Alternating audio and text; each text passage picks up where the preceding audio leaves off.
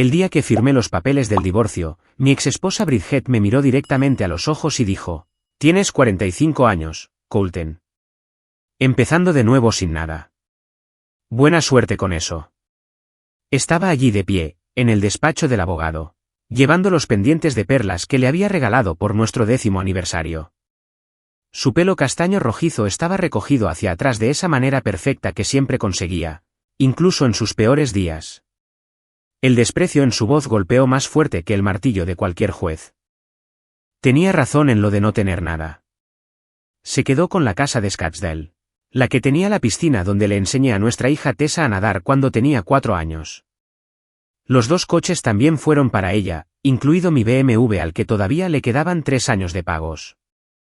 La cuenta de ahorros conjunta que habíamos construido durante 15 años, suya, porque su abogado argumentó con éxito que yo era económicamente inestable después de perder mi trabajo. Pero nada de eso se comparaba con la peor parte. Mi hija de 7 años, Tessa, tuvo que ver a su papá marcharse con solo 2 maletas esa mañana cuando me mudé. Apretó su carita contra la ventana del salón, su aliento empañando el cristal. Pude ver su boca formando las palabras: «Papá, no». Aunque no podía oírlas a través de la ventana, su mariposa de peluche favorita, la que le había ganado en la Feria Estatal de Arizona, estaba agarrada en sus brazos con tanta fuerza que pensé que podría destrozarla. «Papá Superman ya no puede vivir aquí», me había preguntado la noche anterior, usando el apodo que me había puesto cuando tenía 3 años. En aquel entonces, podía arreglar cualquier cosa en su mundo con una tirita y una voz graciosa. Ahora, no podía ni arreglar mi propia vida. Mi nombre es Coulter Reeves y hace 3 meses pensaba que lo tenía todo resuelto. Gerente regional en una empresa de distribución de muebles, una esposa hermosa, una hija increíble, una casa con un garaje para 3 coches. El sueño americano, ¿verdad? Luego la empresa redujo su tamaño. Bridget decidió que no podía soportar estar casada con un hombre desempleado. Y de repente, soy ese tipo que ves en el supermercado contando monedas para comprar una barra de pan. Pero lo que sucedió después en un banco en el centro de Phoenix en una mañana de martes cualquiera lo cambió todo. Una pantalla de ordenador, un número, un momento que demostró que mi padre había estado planeando para mi desastre 45 años antes de que yo supiera siquiera lo que significaba la palabra desastre. Y mi pequeña Tessa nunca más tendría que ver a su papá marcharse. Nunca imaginé que estaría durmiendo en el sofá de mi hermano Dicken a los 45 años. El sofá era de cuero marrón, agrietado en algunas partes por años de uso, y chirriaba cada vez que me daba la vuelta por la noche. Hace 6 meses, vivía en una casa de 4 dormitorios en Scottsdale con una piscina que tenía uno de esos sistemas de limpieza automática. 2 BMW estaban en nuestro garaje, el suyo y el mío, como un trofeo suburbano. Pensaba que Bridget y yo lo habíamos logrado, que habíamos descubierto la fórmula de la felicidad. Nos conocimos hace 15 años en una barbacoa del 4 de julio en Phoenix. Mi amigo Trevor del trabajo me había invitado y allí estaba ella, con un vestido de verano blanco y discutiendo con alguien sobre si Phoenix llegaría a tener algún día un sistema de transporte público decente. Era apasionada, inteligente y se rió de mi chiste terrible sobre los perritos calientes. Nos casamos en 18 meses y Tessa llegó 3 años después. Durante un tiempo, todo pareció perfecto. Mi trabajo como gerente regional en Sulstate Furniture Distribution pagaba bastante bien.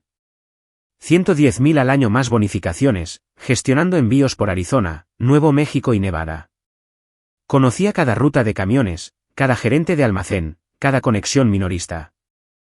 Mi jefe, Harold, solía decir que yo podía vender arena en el desierto. Luego, el pasado octubre, la empresa fue comprada por una cadena nacional. Lo llamaron reestructuración, pero lo que significó fue que trajeron a su propia gente y nos mostraron la puerta a 15 de nosotros. Es solo temporal, le dije a Bridget esa noche. Mi currículum es sólido. Tendré algo mejor en un mes. Pero un mes se convirtió en 3, y los rechazos se acumularon. O estaba sobrecualificado, o subcualificado, o habían decidido tomar una dirección diferente. Bridget empezó a dejar anuncios de trabajo en la encimera de la cocina rodeados con un bolígrafo rojo. Luego empezó a dormir en la habitación de invitados. Luego empezó a hablar con un abogado de divorcios.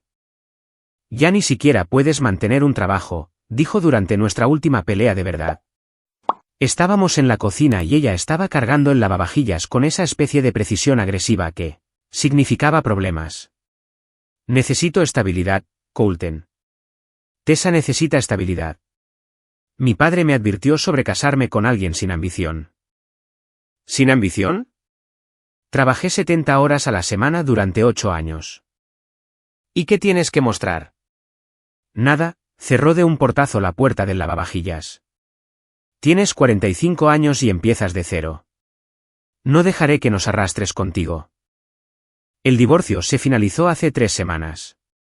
Las leyes de bienes gananciales de Arizona significaban que ella se quedaba con la mitad de todo. Pero su abogado me pintó como inestable, poco fiable, un hombre en caída libre. El juez vio a un hombre de mediana edad desempleado frente a una exitosa agente inmobiliaria con ingresos estables. ¿Adivina quién ganó? Mi hermano Dicken me había abierto su puerta sin dudarlo. Tenía un pequeño taller de reparación de coches en Tempe, arreglando coches y manteniendo su vida sencilla. Nunca se casó, sin hijos, solo él en su garaje y una casa de 2 dormitorios que había pagado hacía 5 años. Quédate todo el tiempo que necesites, dijo, ayudándome a meter mis 2 maletas. La familia es la familia. Nuestra madre, Ruth, llamaba todos los días desde su comunidad de jubilados en Sedona. Tenía 71 años, vivía de la seguridad social y la pensión postal de papá, pero aún así quería ayudar. «Puedo enviarte algo de dinero», decía, con su voz delgada por el teléfono. «No mucho, pero algo». «Estoy bien, mamá», mentía yo. «Solo necesito tiempo para recuperarme». «Tu padre se revolvería en su tumba viéndote así», dijo una noche, y pude oírla llorar. «Siempre dijo que ibas a hacer grandes cosas». Papá llevaba 19 años muerto. Dennis Reeves, cartero. Ruta número 447. El tipo que conocía el nombre de cada perro en su ruta y nunca faltó un día al trabajo en 32 años. Ataque al corazón a los 58. Murió clasificando correo un martes por la mañana. Lo encontraron desplomado sobre una pila de paquetes, todavía sosteniendo la tarjeta de cumpleaños de alguien. La peor parte de todo era Tessa. La tenía los fines de semana, un día festivo de cada 2 y 2 semanas en verano.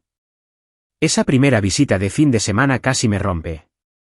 Corrió hacia la puerta cuando la recogí, abrazando mis piernas con tanta fuerza que pensé que nunca me soltaría. Limpié mi habitación e hice todos mis deberes, dijo, mirándome con esos ojos verdes que eran todo de Bridget. Entonces, ahora puedes volver a casa. No funciona así, pequeña. Entonces, ¿cómo funciona? ¿Cómo le explicas el divorcio a una niña de 7 años? ¿Cómo le dices que a veces el amor no es suficiente, que los adultos toman decisiones que hieren a todos, que su padre está durmiendo en un sofá viejo y comiendo fideos instantáneos para cenar mientras intenta sonreír durante sus videollamadas? Mami dice que tú elegiste irte, me dijo esa noche mientras la arropaba en su cama en casa de Bridget. Mi antigua casa. Pero eso no es verdad, ¿verdad? No querías dejarme. Le besé la frente y le prometí que nunca elegiría dejarla. Nunca. Ni en 1.000.000 de años. Después de que se durmiera, me senté en la camioneta de Dicken en la entrada y lloré hasta que me dolió el pecho. 45 años, roto, empezando de nuevo sin nada. Bridget había tenido razón en esa parte. No me quedaba absolutamente nada que darle a mi hija, excepto visitas de fin de semana y promesas que no estaba seguro de poder cumplir. 3 semanas después de que el divorcio se finalizara, la realidad me golpeó como un mazo en el pecho. Mis beneficios de desempleo se habían agotado. El estado de Arizona me dio 6 meses, y esos 6 meses se habían acabado. El último cheque fue de $247 después de impuestos. Y lo miré sabiendo que eso era todo. No más red de seguridad, no más colchón, solo yo y mi fracaso reflejados en ese número patético. Mis tarjetas de crédito estaban al máximo por los honorarios de los abogados. $15.000 para luchar por la custodia compartida y perder. Otros $3.000 por el anticipo que no pude recuperar. La Visa, la Mastercard, incluso la American Express de emergencia que había guardado en mi cartera durante 10 años, todas estaban al límite, con los pagos mínimos creciendo como tumores. Dicken había estado cubriendo los gastos de la compra sin decir una palabra al respecto. Lo veía traer comida extra a casa, diciendo que el supermercado tenía ofertas, pero yo sabía la verdad. Estaba gastando quizás $200 a la semana para mantenernos a ambos alimentados. Y podía verlo en la forma en que había empezado a comprobar los precios, algo que nunca solía hacer. Tenemos que hablar, dijo una mañana mientras tomábamos café. Estábamos sentados en la mesa de su cocina, la misma mesa de madera donde comíamos cereales de niños. No te estoy echando, Coulter. Quiero ser claro al respecto. Eres mi hermano, y esta es tu casa todo el tiempo que la necesites. Hizo una pausa. Pero quizás deberíamos hablar con mamá sobre un préstamo, solo temporal, hasta que consigas algo. La idea de pedirle dinero prestado a nuestra madre de 71 años me revolvió el estómago. Ruth Reeves vivía con $1.400 al mes de la seguridad social y la pensión de papá. Recortaba cupones, compraba marcas blancas y llevaba el mismo abrigo de invierno desde hacía 15 años. Quitarle dinero sería la admisión final de que había fracasado por completo. No puedo hacerle eso, Dicken. El orgullo no va a pagar tu factura de teléfono. Tenía razón. Mi teléfono ya llevaba 2 meses de retraso. La única razón por la que todavía funcionaba era porque les había suplicado una prórroga, alegando dificultades. La representante de atención al cliente había sonado aburrida mientras me concedía otros 30 días. Luego, el martes por la tarde llegó con un mensaje de texto de Bridget que hizo que me temblara la mano. El recital de baile de Tessa es el próximo mes. La cuota del traje es de $300. Tu mitad son $150. No la decepciones como me decepcionaste a mí. Me senté en el porche de Dicken y miré el saldo de mi banco en la aplicación del teléfono. $73.42. Eso era todo lo que me quedaba en el mundo. $73.42. No era suficiente para el traje. No era suficiente para la gasolina para seguir viendo a Tessa. No era suficiente para nada que importara. Llamé a Bridget de vuelta. ¿Podemos llegar a un acuerdo? Quizás pueda pagar a plazos. A plazos, se rió, pero fue una risa aguda, cruel. El recital es en 4 semanas. ¿Qué vas a hacer? ¿Darles $50 a la semana? Ni siquiera tienes trabajo. Lo estoy intentando, Bridget. Sabes que lo estoy intentando. Intentarlo no paga los trajes de ballet. Lleva practicando 3 meses. Todas las demás niñas ya tienen sus trajes pedidos. Va a ser la única sin uno porque su padre no puede conseguir $150. Eso no es justo. ¿Justo? ¿Quieres hablar de justicia? Estoy cubriendo la hipoteca de una casa que ambos firmamos, pagando su escuela, su comida, su todo, mientras tú estás, ¿qué? Sentado en casa de Dicken, sintiendo lástima por ti mismo. Colgó antes de que pudiera responder. Me quedé allí sentado sosteniendo el teléfono, imaginando a Tessa en su recital, todas las demás niñas con sus trajes a juego mientras ella estaba allí con ropa normal. La expresión de su cara, los susurros de otros padres, la forma en que fingiría que no importaba cuando por dentro la destrozaría. Esa noche, ayudé a Dicken en el garaje, tratando de ser útil de alguna manera. Estaba trabajando en un Chevy Tahoe, reemplazando el alternador, y le sostuve una luz de trabajo como solía hacer cuando éramos adolescentes y él estaba aprendiendo sobre coches.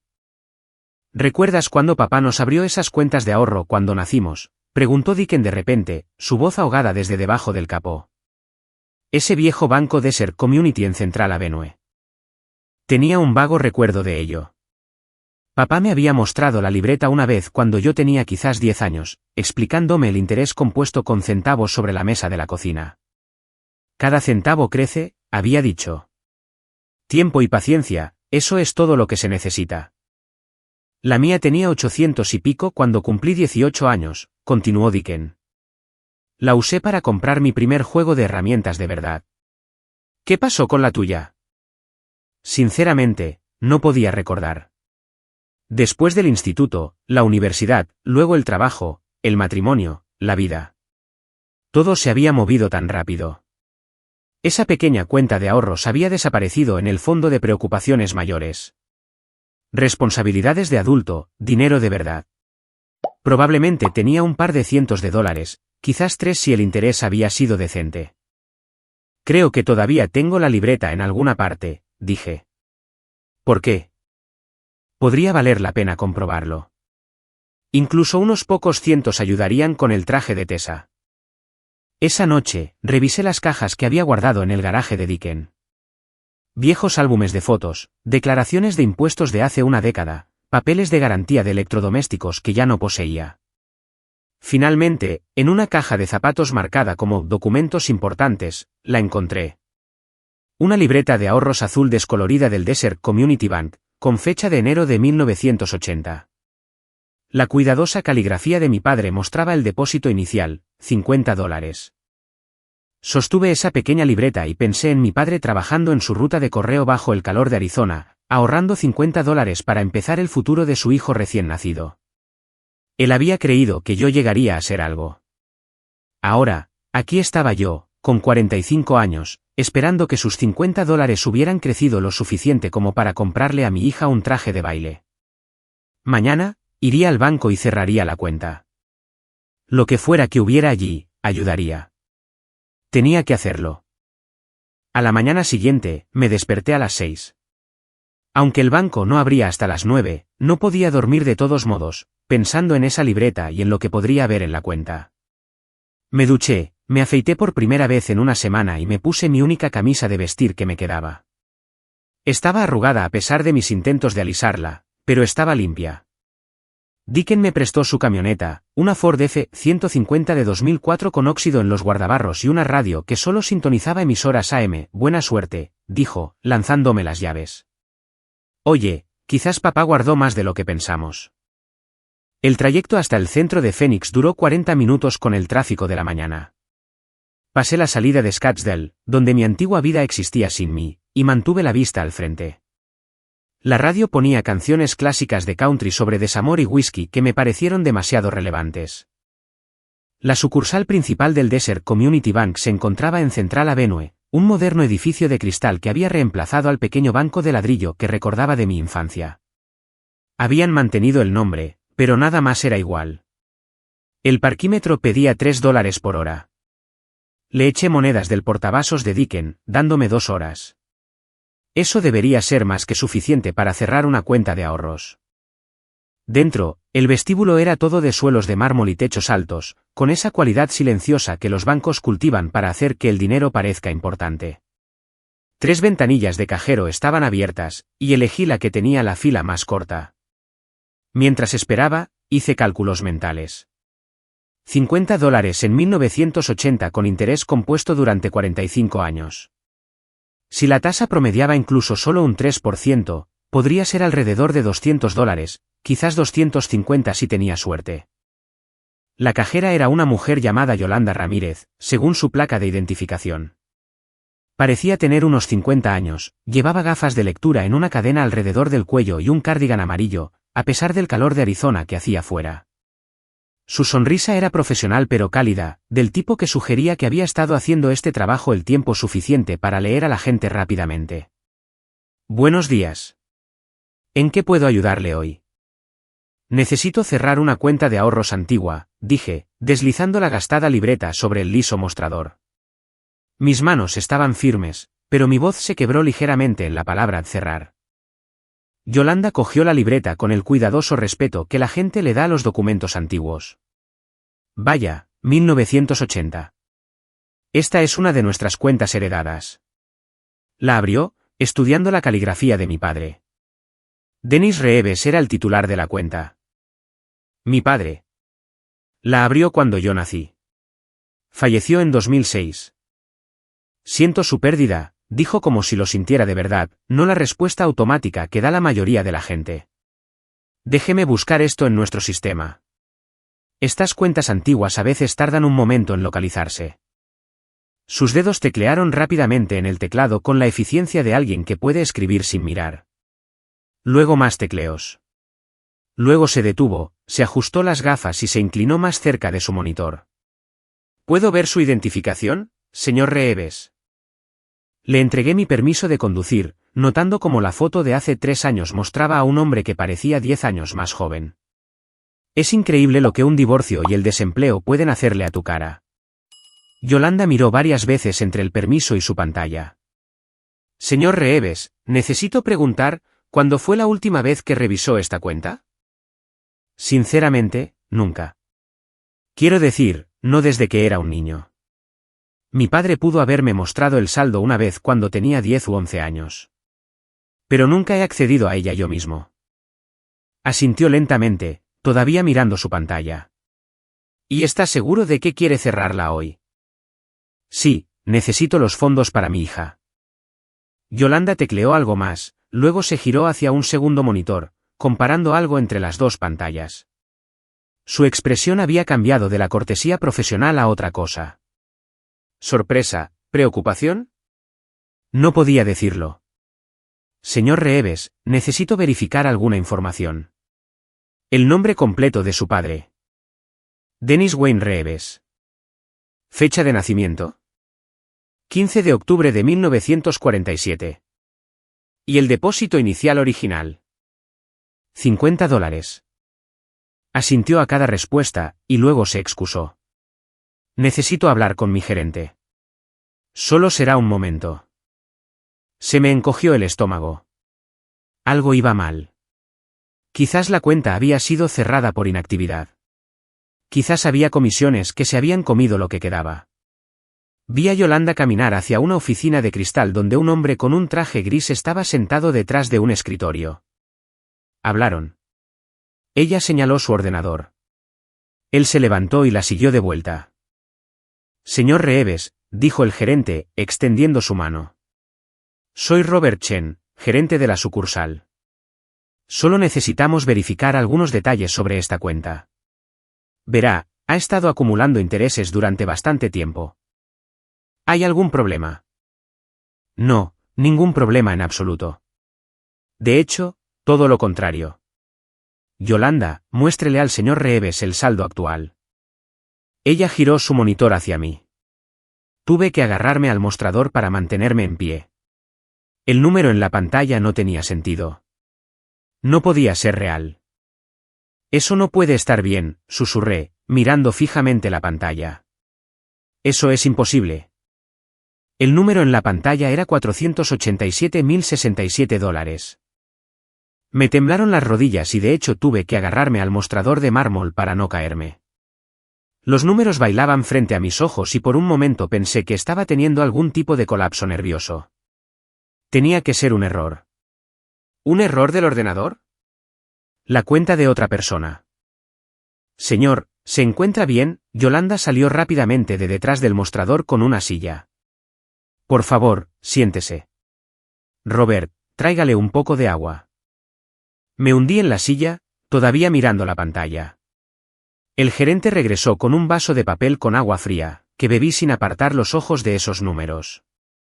No cambiaron. Se quedaron allí, imposiblemente reales. Esto tiene que estar mal, logré decir finalmente. Mi padre puso $50. ¿Cómo pudieron $50 convertirse en casi medio millón? Yolanda abrió otra pantalla que mostraba el historial de la cuenta. Señor Reeves, su padre fue muy inteligente con esto. Primero, eligió nuestra opción de ahorro de mayor rendimiento en 1980. En aquel entonces, las tasas de interés superaban el 15% anual.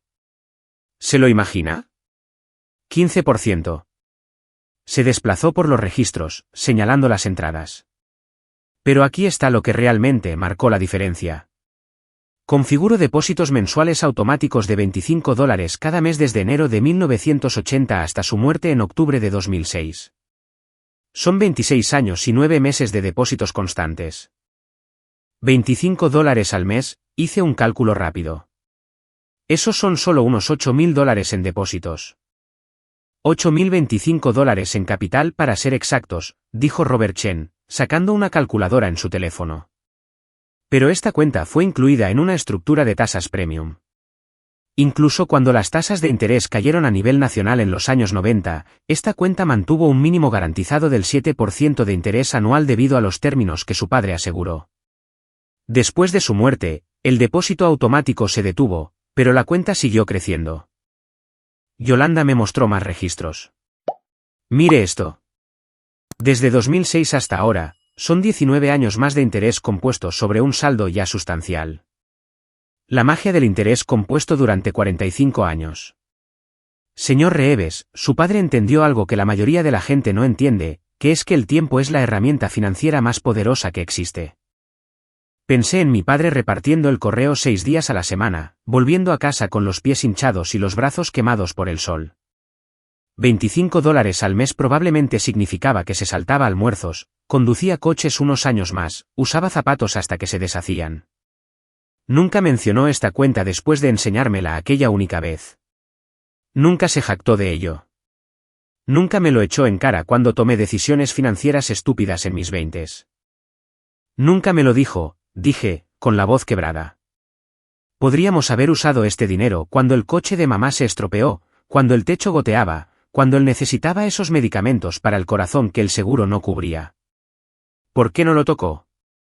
Robert Chen se sentó en el borde del escritorio de Yolanda. Llevo 30 años en la banca, señor Reeves. He visto muchas de estas cuentas antiguas. La generación de su padre entendía el sacrificio de manera diferente. Esto no era su dinero en su mente. Era suyo. Siempre fue suyo. Saqué mi teléfono con manos temblorosas y llamé a Dicken. Respondió al segundo timbre. ¿Tenían el par de cientos de dólares?, preguntó. Dicken, necesitas sentarte. ¿Por qué? ¿Qué pasa? No pasa nada malo. Todo está bien. Papá me dejó $487.000. Silencio. Luego, repite eso. $487.067. Oí algo estrellarse en el fondo, probablemente Dicken dejando caer la herramienta que estuviera sosteniendo. Cuando volvió a hablar, su voz estaba cargada de emoción. Papá, genio maravilloso. Absolutamente maravilloso genio. Después de verificar mi identidad 3 veces más y firmar lo que parecieron 100 documentos, me senté en la oficina del gerente del banco configurando la transferencia. No lo saqué todo. Eso se sentía mal de alguna manera, como romper una cadena que mi padre había comenzado. Quiero establecer un fondo fiduciario para mi hija, le dije a Robert Chen. $200.000 para su educación, su futuro, lo que necesite. Estructúrelo para que tenga acceso a los 25 años, como mi padre hizo por mí. Eso es muy sabio. ¿Y el resto? Transfiera 200.000 a mi cuenta corriente. Deje el resto aquí, en esta misma cuenta. Que siga creciendo. Hice 3 llamadas desde mi camioneta en el aparcamiento. Primero, a mi abogado.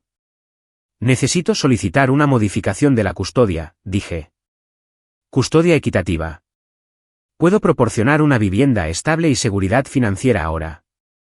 Esas son noticias maravillosas, Coulton. Presentaremos la documentación hoy mismo. La segunda llamada fue a un agente inmobiliario que Dicken conocía. Necesito una casa, 3 dormitorios, buen distrito escolar cerca de Scottsdale. Puedo pagar en efectivo. La tercera llamada fue un mensaje de texto a Bridget. La cuota del traje de Tessa está cubierta. Además, voy a comprar una casa cerca de su escuela. Mi abogado enviará la documentación solicitando la reconsideración de la custodia equitativa. Mi teléfono sonó inmediatamente. Era Bridget. ¿A qué clase de juego estás jugando? Su voz era aguda, suspicaz. No tienes dinero para una casa.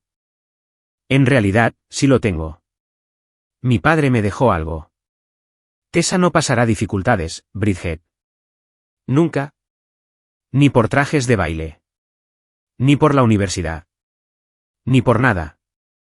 ¿De cuánto estamos hablando? Suficiente. Más que suficiente. Te veré en el recital. Colgué y me senté en esa camioneta, en ese aparcamiento del banco, y lloré como no había llorado desde el día en que murió mi padre. Él había estado planeando este momento antes de que yo naciera. Cada depósito de $25 era un voto de confianza en un futuro que nunca vería. Un hijo en el que creía incluso cuando ese hijo no podía creer en sí mismo.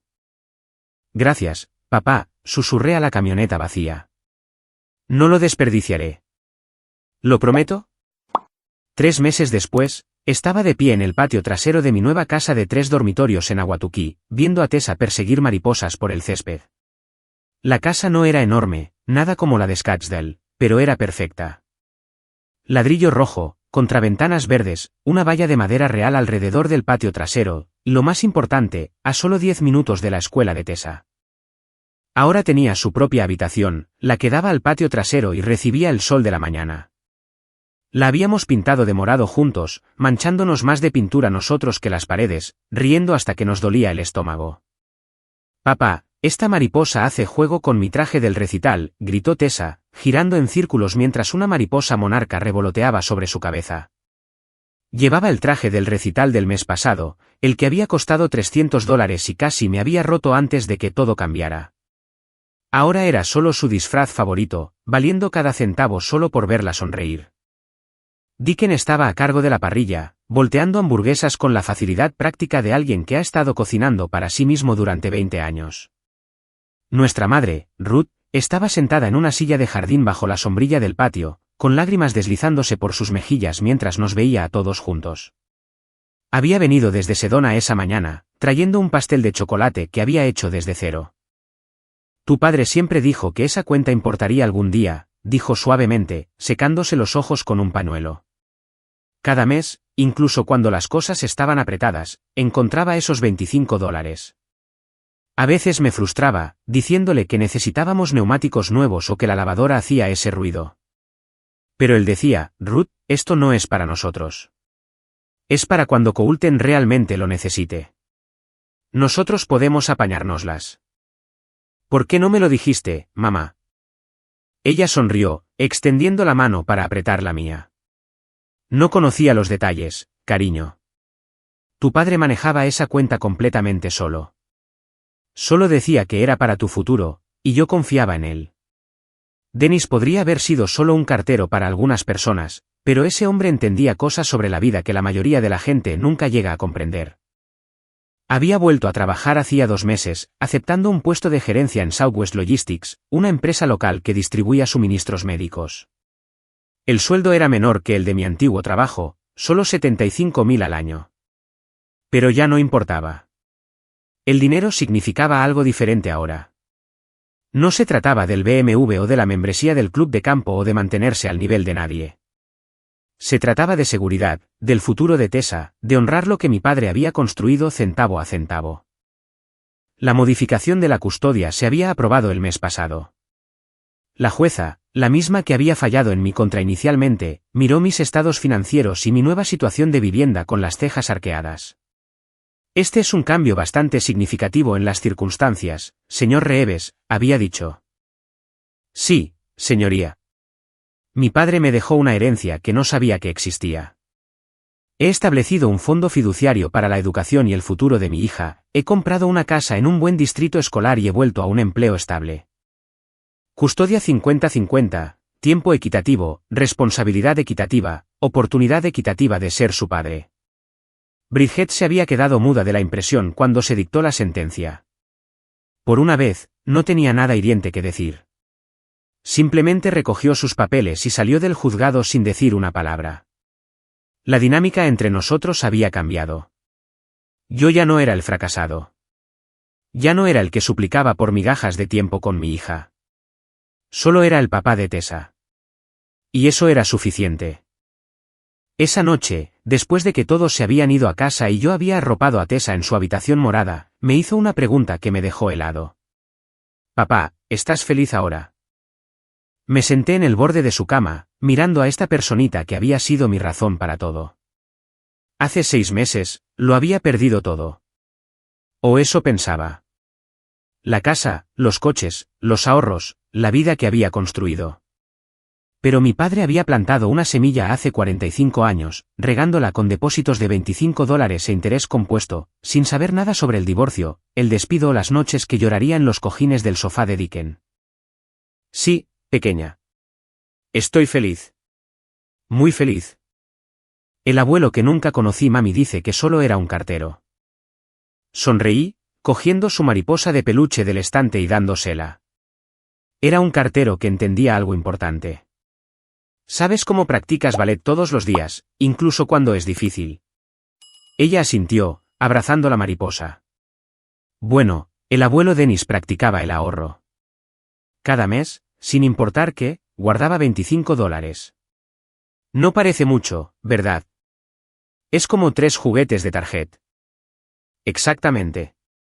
Pero lo hizo durante 26 años, y todas esas pequeñas cantidades crecieron y crecieron, como tú mejoras en el ballet con cada práctica. Las acciones pequeñas y constantes se convierten en grandes cosas con el tiempo. Mientras se quedaba dormida, fui a mi oficina en casa, donde había colgado un retrato de mi padre. Dennis Reeves con su uniforme postal, de pie junto a su camión de correos, sonriendo con esa sonrisa torcida que yo había heredado. Debajo, había enmarcado el recibo de depósito original de enero de 1980. $50 con la cuidadosa caligrafía de mi padre. A la mañana siguiente, conduje hasta el Desert Community Bank. Yolanda estaba allí, sonriendo cuando me vio entrar. Señor Reeves, qué gusto volver a verle. ¿Cómo va todo? Perfecto, dije, rellenando un recibo de depósito. Necesito abrir una nueva cuenta de ahorros. Otra, para mi hija. Depósito inicial de $50. Depósito automático mensual de $25. Ella sonrió, comprendiendo de inmediato.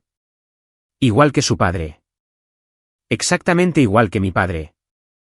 Mientras firmaba la documentación, pensé en Tessa dentro de 45 años. Quizás estaría enfrentando sus propias dificultades, sus propios momentos oscuros en los que todo parece perdido. Pero tendría esto esperándola, creciendo silenciosamente en segundo plano, una prueba de que su padre y su abuelo creían en su futuro, incluso cuando ella no pudiera verlo por sí misma. A veces, los regalos más grandes vienen en los paquetes más pequeños, esperando décadas para florecer. Dennis Reeves nunca ganó más de $45.000 al año, pero convirtió $50 y la paciencia de un cartero en una segunda oportunidad en la vida para un hijo al que nunca vería luchar de esta manera. Esa es la verdadera magia del amor. También se compone, creciendo más fuerte a través de los años e incluso más allá de la muerte. Esperando el momento exacto en que más se necesita. La constancia gana la carrera. Papá, tenías razón todo el tiempo. Si esta historia ha conmovido tu corazón, por favor, tómate un momento para darle me gusta a este vídeo y compartirlo con alguien que necesite escucharlo. Cada uno de nosotros tiene el poder de plantar semillas para el futuro, aunque nunca las veamos florecer. Deja un comentario abajo sobre alguna vez que el sacrificio silencioso de alguien marcó una diferencia en tu vida. Y no olvides suscribirte a nuestro canal para más historias reales increíbles que nos recuerdan lo bueno que hay en este mundo. Gracias por ver y recuerda, a veces las acciones más pequeñas crean los milagros más grandes.